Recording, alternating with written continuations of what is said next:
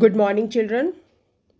आज हम करेंगे राज्य उपलब्धि सर्वेक्षण 2022-23 अभ्यास पेपर 2 दिल्ली नगर निगम कक्षा पंचम। इस अभ्यास पत्र को शुरू करने से पहले मैं तुम्हें कुछ मुख्य बिंदु बता दूं। सभी प्रश्न जो हैं वो एक एक नंबर के हैं। प्रश्नों के सामने आपके 4 गोले दिए गए हैं। आपको अपना उत्तर सिर्फ एक ही गोले को कलर करके देना है, ठीक है। या तो काला कलर करना है इसमें या नीला रंग भरना है, ठीक है। तो चलिए अब हम करते हैं पेपर शुरू। सबसे पहले प्रश्न नंबर 1 है कि हमें दिए गए गद्यांश को ध्यानपूर्वक पढ़िए और प्रश्नों के उत्तर दीजिए। एक वन था, वहाँ कोई राजा ना था। जंगल में चारों तरफ गंदगी, अशांति, लड़ाई झगड़ा होता रहता था। एक दिन सभी जानवरों ने सोचा कि हम स्वयं ही कोई राजा चुन लेते हैं। इसके लिए सभी पशु पक्षियों को कुछ न कुछ कार्य दिया गया ताकि उसके आधार पर राजा का चुनाव किया जा सके। लोमड़ी को मिट्टी हटाने का, बंदर को पेड़ पर लगे जाले हटाने का, हाथी को एक गड्ढे में पत्थर डालने का और सभी पशु पक्षी राजा बनने की होड़ में जी जान से अपने अपने कामों में लग गए। हाथी पत्थर लाता परंतु उन्हें गड्ढे में नहीं डालता। यह देखकर सभी हैरान थे क्योंकि ऐसे तो हाथी राजा नहीं बन पाएगा। तभी पक्षीराज गरुड़ आए और उन्होंने सभी को बताया कि गड्ढे में उनके लिए अंडे रखे हैं, इसलिए हाथी वहां पत्थर नहीं डाल रहा, क्योंकि उसके लिए राजा बनने से ज़्यादा ज़रूरी है अंडों की रक्षा करना। यह सुनते ही सभी ने हाथी की प्रशंसा की और सर्वसम्मति से उसे राजा चुन लिया। तो ये था गद्यांश। आशा करती हूँ कि आपने बहुत ध्यान से सुना होगा। चलिए अब गद्यांश पर आधारित प्रश्नों के उत्तर खोजते हैं। तो पहला प्रश्न है, वन में अशांति क्यों थी? विकल्प क, सभी पशु पक्षी अपना काम करते थे। विकल्प ख, सभी पशु पक्षी गंदगी करते थे। ग, सभी पशु पक्षी राजा बनना चाहते थे। या घ, वन में कोई राजा ना था। तो जैसा कि हमने कहानी से सुना है, इसमें आएगा कि कोई भी राजा ना होने के कारण अशांति का राज्य था। यह है प्रश्न नंबर 2, ऐसे तो वह राजा नहीं बन पाएगा। दिए गए वाक्य में से सर्वनाम शब्द बताइए। सर्वनाम आएगा वह, ठीक है। तो हम यहाँ पर ख को रंगित कर देते हैं। तीसरा है प्रश्न नंबर 3, गद्यांश में से किस शब्द का अर्थ जिस पर सभी की राय हो? जिस पर सभी की राय के लिए आएगा सर्वसम्मति। तो इसमें आएगा उत्तर क। चलिए प्रश्न नंबर 4, निम्न प्रश्नों में से रानी का पुल्लिंग बताइए। तो रानी का पुल्लिंग होगा राजा, ख। प्रश्न नंबर 5, निम्न में से प्रशंसा शब्द का विलोम बताइए। देखिए प्रशंसा का मतलब होता है तारीफ करना और इसका विपरीत शब्द यानी कि विलोम शब्द होता है निंदा करना। यहाँ हम निंदा का उल्टा स्तुति भी ले सकते हैं। तो आपको स्तुति और प्रशंसा एक ही बात है। इसमें आएगा ऑप्शन नंबर क। चलिए आते हैं अगले प्रश्न पर। नीचे दिए गए काव्यांश को पढ़ना है और प्रश्नों के उत्तर देने हैं। स्वच्छ समृद्ध संपन्न मेरा देश रहे, हर बालक बालिका खुश रहे, मेरा देश रहे। मिले बुनियादी शिक्षा संस्कारों से पल्लवित, पुष्पित कुसुम नित खिलते रहें, मेरा देश रहे। चलिए कविता हमने पढ़ ली है, समझ ली है, सुन ली है और अब हम इस पर आधारित प्रश्नोत्तर करेंगे। प्रश्न नंबर 6, निम्न शब्दों में से बालिका का पुल्लिंग बताइए। बालिका का पुल्लिंग क्या होगा? बालक। तो यहाँ पर आएगा ग। अगला है प्रश्न नंबर 7, निम्न शब्दों में से कुसुम शब्द किसका समानार्थिक है? बच्चों कुसुम जो है वो फूल को कहते हैं और फूल की अगर मैं और शब्द बात करूं तो आते हैं प्रसून और सुमन। हम सब सुवन एक उपवन के, ठीक है। तो यहाँ पर हमारा क्या उत्तर होगा? ख। तो हम ख को सर्कल कर देंगे। चलिए बढ़ते हैं आगे। प्रश्न नंबर 8 पर आते हैं, निम्न शब्दों में से खुश शब्द का विलोम बताइए। ठीक है, खुश मतलब हैप्पी और इसका विलोम शब्द होगा नाखुश। देखिए हिंदी में क्या होता है, इसमें उत्तर होगा घ। कुछ ऐसे शब्द होते हैं जिनका जब हम विलोम बनाते हैं तो हम न को आगे जोड़ देते हैं। जैसे कि खुश, नाखुश, पसंद, नापसंद, अधिकार, अनाधिकार। अन लगाते हैं, न लगाते हैं, तो इस प्रकार से हम विपरीत शब्द आसानी से बना सकते हैं।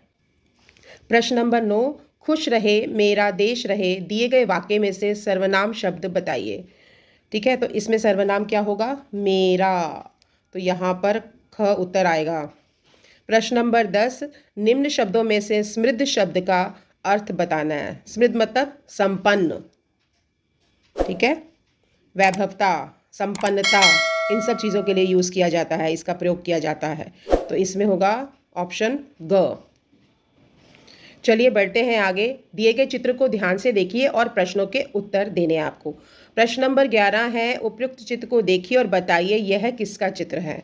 जैसा कि चित्र से स्पष्ट है, यह अग्निशामक यंत्र है। ठीक है, और इसका प्रयोग जब कहीं आग लग जाती है तब हम करते हैं। इसमें से कौन सी गैस निकलती है?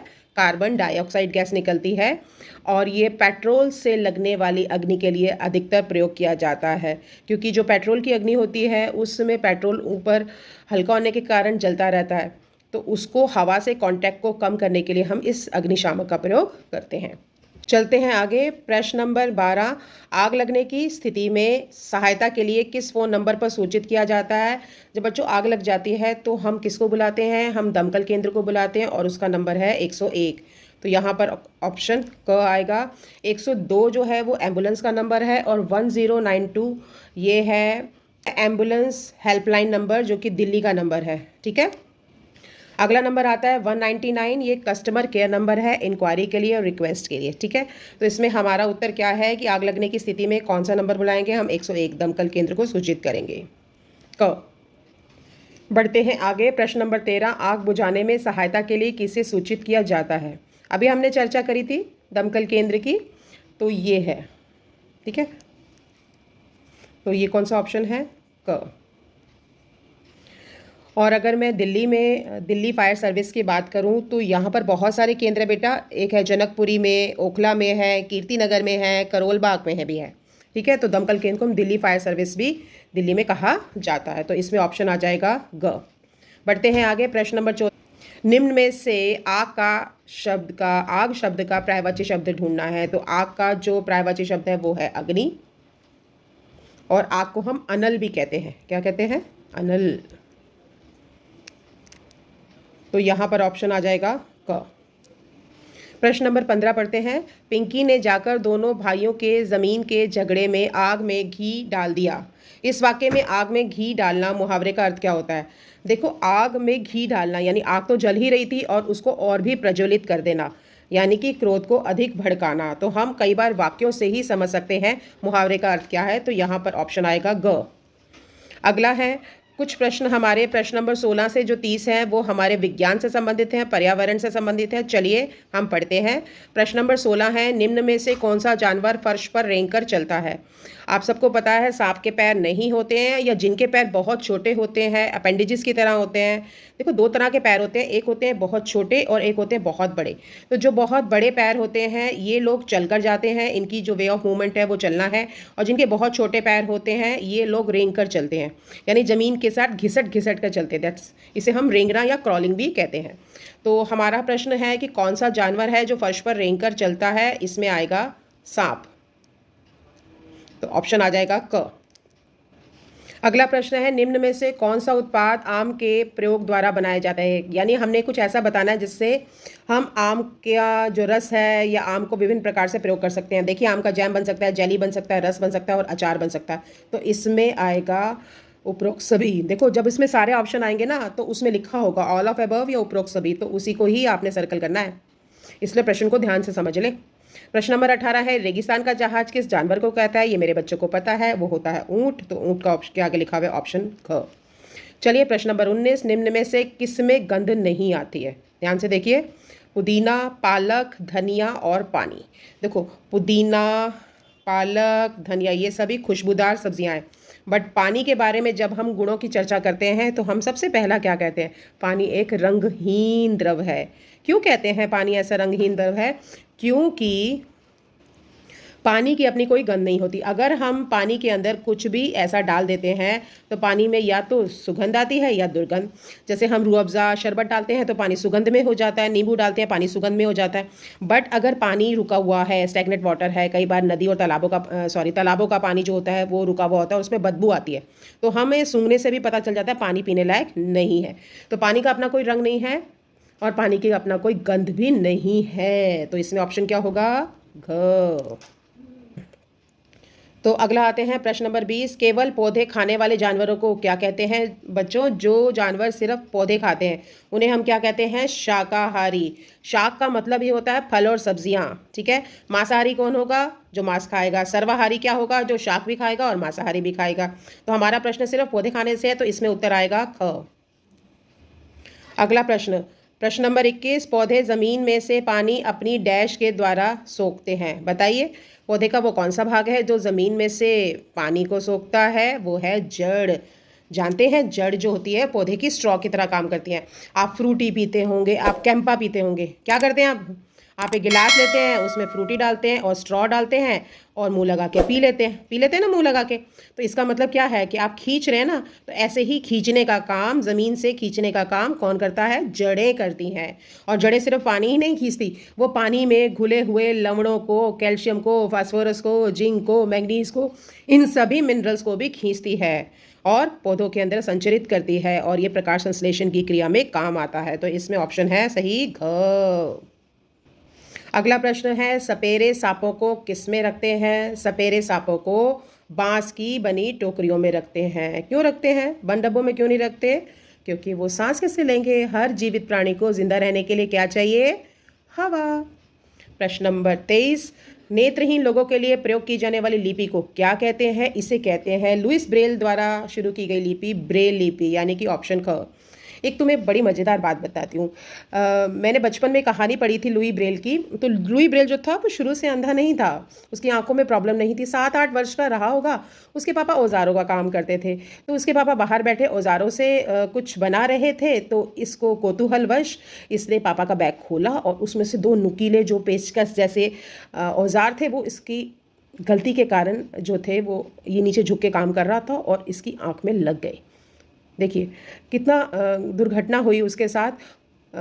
उसको आँख में लगने के बाद उसका इलाज चला, आँख में घाव हो गए थे, काफ़ी इलाज चला उसका 2-4 साल।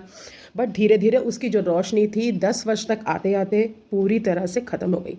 अब कोई साधारण इंसान होता हमारी तरह तो रोने धोने बैठ जाता और क्या कहता पापा मम्मी को, मेरे से तो नहीं होगी पढ़ाई, मुझसे तो नहीं हो गई। बट वो हारा नहीं, बहुत हिम्मत दिखाई उसने। और जब उसने जग हंसाई का भी कारण बना, लोग उसका उपहास करते थे, अरे तेरे को तो दिखाई नहीं देता, तू कैसे पढ़ता है। आप उसकी जीवनी पढ़िए। तो उसने हिम्मत नहीं हारी और इसी हंसी मजाक को उसने अपनी स्ट्रेंथ माना और उसने विश्वविद्यालय में दाखिला लिया और वहाँ पर पढ़ाई करी। और उसने सोचा कि मैं क्यों ना ऐसा कुछ बनाऊँ, इनोवेशन करूं कि जिससे मेरे जैसे लोग भी तो होंगे और दुनिया में वो भी पढ़ पाएँ। देखो उस बच्चे की समझ देखो कितनी बड़ी थी, उसने हार नहीं मानी, कितना हिम्मती लड़का था वो। और फिर उसने 6 बिंदुओं, जो हमारी ब्रेल लिपि है ये मुख्य तरह से 6 बिंदुओं पर ही आधारित है। 6 बिंदुओं को ऊपर करो नीचे करो दाएं बाएं करके ए से लेके जेड तक अक्षर बनाती है और उस लिपि पर आधारित इसने ब्रेल लिपि का आविष्कार किया। और जानते हो आज की न केवल भारत में जबकि विश्व के हर भाग में ब्रेल लिपि से संबंधित किताबें हैं और ये सिर्फ स्कूल की नहीं है, ये कॉलेज की भी हैं। तो ये बहुत बड़ी बात है। तो हमें इससे क्या सीखना है लुई ब्रेल के जीवन से, कि हमें कभी भी मुसीबतों से परेशानियों से हार नहीं माननी है, उनका सामना करना है और उनका सोल्यूशन निकालना है। ठीक है। नेक्स्ट क्वेश्चन, प्रश्न नंबर 24। आपकी बहन के पति का आपसे क्या ना रिश्ता है? आपकी बहन का जो पति होगा वो आपका क्या कहलाएगा? जीजा। नेक्स्ट, निम्न में से किस पक्षी की देखने की शक्ति तेज नहीं होती? यहाँ मैं तुम्हें हिंट देती हूँ बच्चों, जितने भी शिकारी पक्षी हैं, जितने भी शिकारी जानवर हैं, चाहे वो शेर हो, तेंदुआ हो, चीता हो, जी हाँ, इन सब की देखने की शक्ति तेज होती है और ये लोग अंधेरे में भी देख सकते हैं, अगर मैं जानवरों की बात करूँ तो। और अगर मैं शिकारी पक्षियों की बात करूँ तो यहाँ हमारा आएगा गिद्ध, यहाँ हमारा आएगा बाज, यहाँ हमारी आएगी चील। तभी तो ये अपना भोजन ढूंढ सकते हैं, भगवान ने उनको इतनी शक्ति दी है। तो सवाल ये है कि किसकी शक्ति तेज नहीं है? यहाँ आएगा कबूतर। तभी तो आसानी से पकड़ा जाता है कबूतर। चलिए बढ़ते हैं आगे। रिया के घर में पानी की किल्लत है, उसे अपने पौधों को कैसे पानी देना चाहिए, ये सोचने का प्रश्न है। बारिश का पानी इकट्ठा करके प्रयोग करे, बर्तन धोने के बाद बचा गंदा पानी प्रयोग करे, स्वच्छ पेयजल प्रयोग करे, या कपड़े धोने के बाद बचा हुआ साबुन का पानी प्रयोग करे। तो इसमें क्या कर सकती है वो? तो इसमें आएगा बारिश का इकट्ठा किया हुआ पानी रिया जो है वो प्रयोग में ला सकती है। अगला सवाल है, कॉफ़ी बीन्स की उत्पत्ति कहाँ पर हुई है? इसकी हुई है अफ्रीका में। ठीक है, तो विकल्प घ आएगा इसमें। नेक्स्ट है प्रश्न नंबर 28, जंगलों में बीज मानव द्वारा नहीं बोए जाते हैं जैसा कि फसल उत्पादन में किया जाता है। बीज जंगल में किसके द्वारा फैलाए जाते हैं? देखो, बीज जो है वो जंगल में कौन फैलाता है? इसे हवा फैला सकती है, इसे पानी फैला सकते हैं, और इसे पक्षी फैला सकते हैं। तो हमारा ऑप्शन आएगा क। अगला है, पौधों के बीजों के बारे में निम्नलिखित में से कौन सा कथन सत्य है? तो हम एक एक करके चारों पढ़ते हैं। पहला है कि सभी पौधों के बीज एक प्रकार के होते हैं, ये तो मुझे सही नहीं लग रहा। ठीक है, और दूसरा है सभी पौधों के बीज एक ही आकार के होते हैं, ये भी सही नहीं है। तीसरा है सभी स्वस्थ बीज अंकुरित हो जाते हैं, ये सही लग रहा है मुझे। और सभी पौधों के बीजों के दो भाग होते हैं, ये सही नहीं है बच्चों। क्यों? क्योंकि अगर हम गेहूं को देखें तो गेहूं का सिर्फ एक ही भाग होता है, जबकि जब हम चने को अंकुरित करते हैं, ये चना है ना, चने को अंकुरित करते हैं तो ये दो हिस्सों में कट जाता है। राजमा को अंकुरित करते हैं तो ये भी जो होता है इसमें दो कॉटिलिडन्स होते हैं। ठीक है, और कुछ जो ऐसे होते हैं बीज जो सिंगल कॉटिलिडन, जैसे गेहूं है, चावल है, मक्का है, इनका एक ही कॉटिलिडन होता है, बीज पत्र होता है। तो यहाँ पर कौन सा कथन सही है? यहाँ पर आएगा आपका ग। चलिए बढ़ते हैं आगे। प्रश्न नंबर 30 पढ़ रही हूँ। एक शिल्पकार द्वारा पत्थरों को तराशने के लिए उपयोग किए जाने वाले उपकरण कौन से हैं? तो इसमें देखो, पत्थरों को तराशना है तो इसमें क्या आएगा? इसमें आएगा छेनी और हथौड़ा। ठीक है, तो इसमें आ जाएगा ग। छेनी और हथौड़ा, छेनी से छीलने का काम और हथौड़ा से चोट मारने का काम किया जाता है। चलिए बढ़ते हैं आगे। अब हम आते हैं कुछ गणित के प्रश्न पर। प्रश्न नंबर 31 से 45। तो सबसे पहले आपको ये कौन सी फिगर दिख रही है? ये मुझे दिख रहा है हेक्सागोन, यानी कि षटभुज। षट कहते हैं 6, भुज कहते हैं भुजाएं। अब इसमें सभी भुजाएं जो हैं वो इक्वल लेंथ की हैं। ठीक है, अब सवाल क्या है कि हर भुजा की जो लंबाई है वो 12 सेंटीमीटर है, तो इसका परिमाप निकालना। परिमाप क्या होता है? इसकी चारों ओर की दूरी। तो हमें क्या दे रखा है? हमें 12 सेंटीमीटर दे रखा है। ठीक है, और हमें ये पता है इसकी 6 भुजाएं हैं और 6 भुजाएं बराबर है, तो 12 को 6 से गुणा कर देंगे, 12 6 48, तो यहाँ आंसर आ जाएगा ख। तो हम यहाँ पर ख को सर्कल कर देंगे। देखो, परिमाप जब भी निकालना हो, चाहे वो 4 फिगर हो यानी कि वर्ग हो, चाहे वो पंचभुजा हो, ठीक है, या षटभुजा हो, तो आपने क्या करना है? भुजाओं की संख्या के नंबर को उसकी लंबाई से गुणा कर देना है। ठीक है, बढ़ते हैं आगे। प्रश्न नंबर 32 पर आ रहे हैं। दिए गए पत्तों का 2/6 भाग हमें ज्ञात करना है। तो बच्चों, हमने 2/6 भाग निकालना है। बहुत ही आसान है। सबसे पहले हम गिन लेते हैं एक लाइन में कितनी लीव्स हैं। तो एक लाइन में है 9 और 2 लाइन में हो गई 18, तो हमारे पास है टोटल 18। अब इसका हमें 2/6 भाग निकालना है। बहुत ही आसान तरीका है, इसको हम 2/6 से गुणा करेंगे। ठीक है, और फिर उसके बाद आपको पता है ऊपर और नीचे की संख्याएं जो होती हैं वो दुश्मन होती हैं। तो 6 6 कम 6, 6 दूनी 12, 6 तिया 18, तो 3 को 2 से गुणा करेंगे, आंसर आ गया 6। तो इसमें हमारा जो इसका 2/6 भाग होगा वो होगा क ऑप्शन। ठीक है, होप कि आपको समझ में आ गया होगा।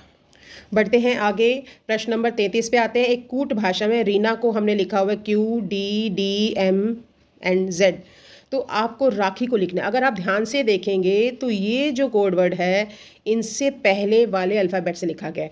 जैसे R से पहले क्या आता है? Q, E से पहले क्या आता है? D, ठीक है, N से पहले क्या आता है? M, और उसके बाद A से पहले अल्फ़ाबेट का लास्ट वर्ड आता है, वो आता है Z। तो अब हम R वाला लिखेंगे। जो R से पहले क्या आएगा? Q आएगा। A से पहले क्या आएगा? Z आएगा। ठीक है, K से पहले आएगा J।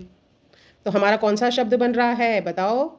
ये बन रहा है ना। और उसके बाद H से पहले क्या आता है? G आता है ना, और I से पहले आता है H। तो कौन सा बना हमारा? ये ऑप्शन बना। कौन सा ऑप्शन है? ग। तो इसमें सही जो उत्तर आएगा वो आ जाएगा ग। अगला प्रश्न है प्रश्न नंबर 34। सीमा को उसके शिक्षक ने समकोण का चित्र बनाने को कहा है। क्या आप बता सकते हैं एक समकोण का कितने डिग्री होता है उसका माप? देखिए, समकोण कैसे बनाते हैं हम? ऐसे, इसे हम ऐसे भी बना सकते हैं। और समकोण का माप कितना होता है? इसका माप होता है 90 डिग्री। समकोण, सम क्यों कहते हैं उसको? क्यों? क्योंकि उसके इस तरफ और उसके इस तरफ दोनों ही तरफ कोणों का जो माप होता है वो बराबर होता है। इधर भी 90 है और इधर भी 90 है। ठीक है, तो इसमें ऑप्शन आ जाएगा क। बढ़ते हैं आगे। छवि अपनी नानी के घर जा रही है। अपने शहर दिल्ली से नानी के शहर मेरठ की दूरी मापने के लिए छवि किस प्रकार की इकाई का प्रयोग करेगी? देखिए, जब भी मैं दूरी की, लंबाई की, ऊंचाई की बात करूं, मैं मीटर और सेंटीमीटर की बात करती हूं। बट अगर मैं ज़मीन पर से डिस्टेंस की बात करूं या ज़मीन से अंतरिक्ष के डिस्टेंस की बात करूं तो मैं किलोमीटर की बात करूंगी। ठीक है, जैसे मुझे धरती से चांद की दूरी निकालनी है तो 3,84,400 किलोमीटर जो है उसकी दूरी है, और धरती की सूरज से दूरी निकालूंगी तो 15 करोड़ किलोमीटर है। तो याद रखिए, ज़मीनी डिस्टेंस जो है वो किलोमीटर में मापे जाते हैं। तो इसमें आंसर आएगा घ। बढ़ते हैं आगे। 4 अंकों की सबसे छोटी संख्या और 5 अंकों की सबसे बड़ी संख्या के बीच का अंतर निकालना है। तो इस सवाल के लिए क्या करेंगे? सबसे पहले हम लिखेंगे, देखो अंतर निकालना है तो अंतर निकालने के लिए बड़ी संख्या को हम ऊपर लिखेंगे। तो हम 5 अंकों की सबसे बड़ी संख्या लिखते हैं 1 2।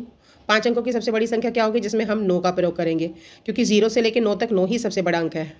4 और ये 5, ये बन गई हमारी, क्या बन गई? 99,999। चलो, अब हमारा सवाल क्या है? 4 अंकों की सबसे छोटी संख्या। जब भी छोटी संख्या निकालते हैं तो हम 1 लगाकर 4 अंक बनाने उतनी 0 लगा देते हैं।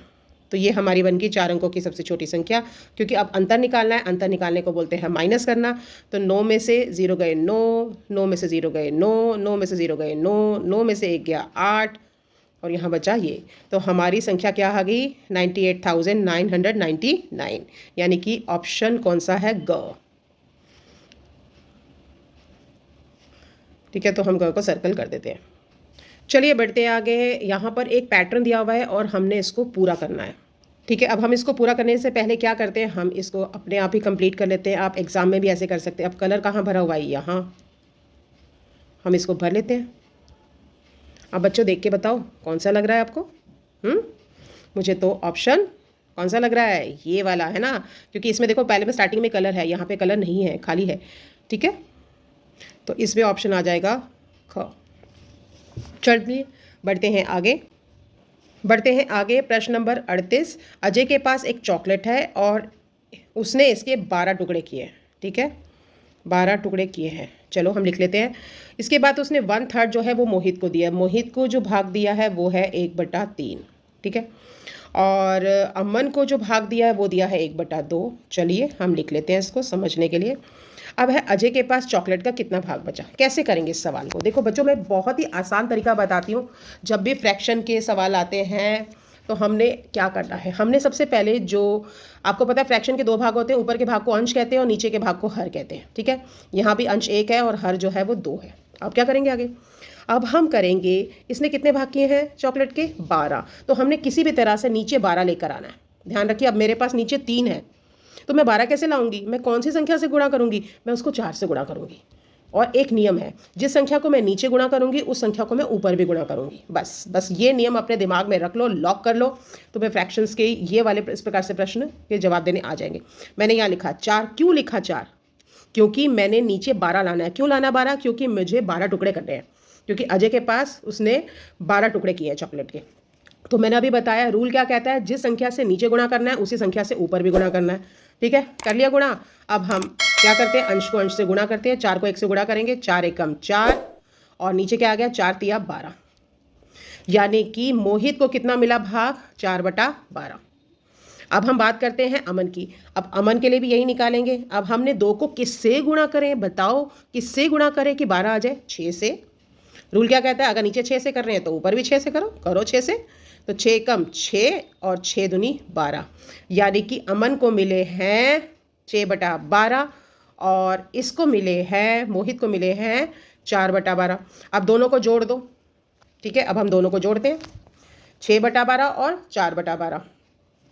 हम यहाँ लिखते हैं, 1 मिनट, हाँ, हम यहाँ पर लिखते हैं 6/12 और दूसरा भाग जो था वो है 4/12।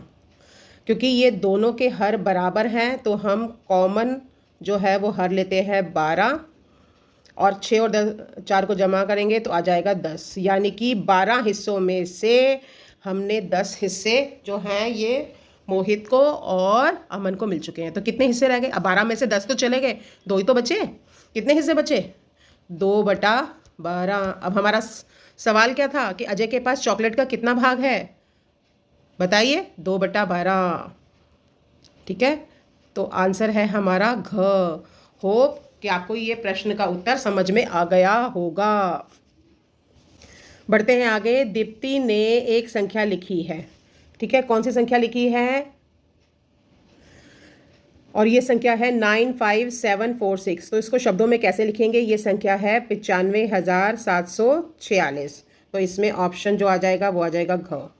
बढ़ते हैं आगे। एक आयताकार फर्श पर टाइल लगाई जानी है। यदि एक टाइल का मूल्य 56 रुपये है तो वहाँ पर लगाने वाली 9 टाइलों का मूल्य निकालना। देखो, एक की कीमत दे रखी है, कितनी है उसकी? 56 है। ठीक है, और 9 लगानी है, तो हम 56 को 9 से मल्टीप्लाई कर देंगे। ठीक है, तो हमारा आंसर आ जाएगा 504। तो ऑप्शन ख जो है इसका सही उत्तर होगा। चलिए बढ़ते हैं आगे। अब हम प्रश्न नंबर 41 करते हैं। यदि किसी छाते का मूल्य जो है वो 89.95 रुपीज़ है और पुनीत दुकानदार को 100 रुपये देता है तो उसे कितने पैसे वापस मिलेंगे? सिंपल घटा का सवाल है। 100 रुपये आपने ऊपर लिखने हैं, पैसे अलग लिखने हैं। ये आपके रुपीज़ आ गए, ये आपके पैसे आ गए। अब इसमें से आपने कितने घटाने हैं? आपने घटाने हैं 89 और 95। ठीक है, रुपीज़ को हमेशा अलग लिखा जाता है, पैसों को अलग लिखा जाता है। ठीक है, अब देखिए 0 में से 5 नहीं जाते, 0 इससे हासिल लेगा, ये इससे हासिल लेगा, ये इससे हासिल लेगा और ये कट जाएगा, ये 0 हो जाएगा। और यहाँ मैं दूसरा कलर इस्तेमाल करती हूँ। ठीक है, और यहाँ पर ये हो जाएगा 10। ठीक है, अब 10 इसको हासिल दे देगा तो ये हो जाएगा 9, ये बन जाएगा 10, 10 अगले को हासिल देगा, ये बन जाएगा 9।